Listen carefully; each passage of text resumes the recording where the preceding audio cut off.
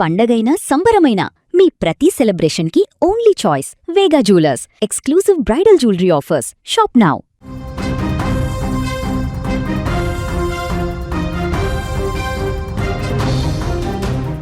తెలుగు రాష్ట్రాల ప్రజలకు వాతావరణ శాఖ చల్లటి కబురు అందించింది. అత్యంత కీలకమైనటువంటి హెచ్చరికను కూడా జారీ చేసింది. గత కొన్ని రోజులుగా భానుడి బగబగలకు ఉక్కపోతతో ఊపిరాడక అల్లాడిపోతున్న జనాలకు ఎట్టకేలకు ఊరట లభించనుంది. నైరుతి ఋతుపవనాలు కేరళ తీరాన్ని తాకినటువంటి విషయం మనందరికీ తెలిసిందే. దేశవ్యాప్తంగా వర్షాకాలం అధికారికంగా ప్రారంభమైంది.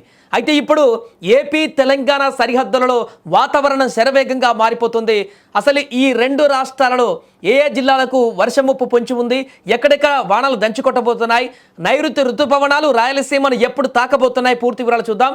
ఆంధ్రప్రదేశ్లో నేడు వాతావరణం అత్యంత కీలకంగా మారబోతుంది. ఎందుకంటే కేరళను తాకిన నైరుతి ఋతుపవనాలు నేడు లేదా రేపటికల్లా రాయలసీమ ద్వారా ఏపీ సరిహద్దులలోకి అధికారికంగా ప్రవేశించబోతున్నాయి. ఋతుపవనాల రాకతో రాయలసీమ రీజియన్లోని చిత్తూరు, తిరుపతి, అనంతపురం, శ్రీ సత్యసాయి, వైఎస్ఆర్ కడప జిల్లాల్లో విస్తారంగా వర్షాలు కురిసే అవకాశం ఉంది. కొన్ని చోట్ల ఉరుములు మెరుపులతో కూడినటువంటి బలమైనటువంటి ఈదురుగాలులు కూడా వీస్తాయి. ఇక కోస్తాంధ్ర విషయానికి వస్తే దక్షిణ మరియు ఉత్తర కోస్తా జిల్లాలైన నెల్లూరు, ప్రకాశం, కృష్ణా, గుంటూరు, ఉభయ గోదావరి జిల్లాలు, విశాఖపట్నం, విజయనగరం, శ్రీకాకుళం పరిధిలో కూడా వాతావరణం పూర్తిగా చల్లబడనుంది. అయితే తీరం వెంబడి గంటకు 45 నుంచి 55 కిలోమీటర్ల వేగంతో ఈదురుగాలులు వీచే అవకాశం ఉన్నందున మత్స్యకారులు ఎవరూ సముద్రంలోకి వేటకు వెళ్లవద్దని కూడా విపత్తుల నిర్వహణ సంస్థ తీవ్ర హెచ్చరికలు జారీ చేసింది. ఇప్పుడు వాతావరణ శాఖ హెచ్చరికల ప్రకారం నేడు ఇరు రాష్ట్రాలలోనూ అంటే తెలంగాణ, ఏపీలో వర్షాలతో పాటుగా ఉరుములు మెరుపుల తీవ్రత కూడా చాలా ఎక్కువగా ఉంటుందంటూ చెప్తున్నారు. ముఖ్యంగా పిడుగులు పడే అవకాశం కూడా, ఆ ప్రమాదం కూడా ఉందంటున్నారు. కాబట్టి పొలాల్లో పనిచేసే రైతులు, కూలీలు, పశువుల కాపరులు వర్షం వచ్చేటువంటి సమయంలో ఎట్టి పరిస్థితుల్లోనూ చెట్ల కింద కానీ విద్యుత్ స్తంభాల వద్ద కానీ ఆశ్రయం పొందరాదని విపత్తుల నిర్వహణ సంస్థ స్పష్టం చేస్తుంది. బలమైనటువంటి ఈదురుగాలుల వల్ల రోడ్లపై ఉండే పెద్ద పెద్ద ఫ్లెక్సీలు, హోర్జింగ్లు, ఎండిపోయినటువంటి చెట్లు విరిగిపడే ప్రమాదం కూడా ఉంది.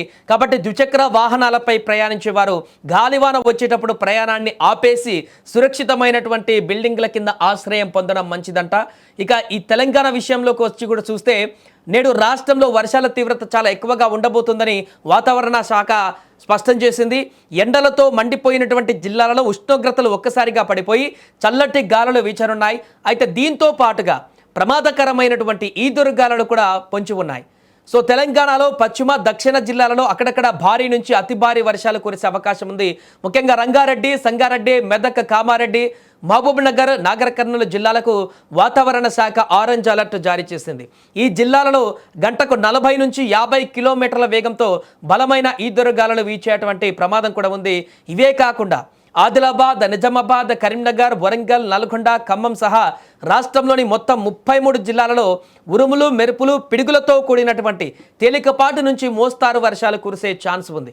ఇక రాజధాని హైదరాబాద్ విషయానికి వస్తే ఐటీ కారిడార్ పరిధిలో నేడు ఆకాశం పూర్తిగా మేఘామృతమై ఉంటుంది. మధ్యాహ్నం లేదా సాయంత్రం వేళల్లో నగరంలోని పలు ప్రాంతాలలో ఉరుములతో కూడిన గాలివాన పడే అవకాశం ఉంది.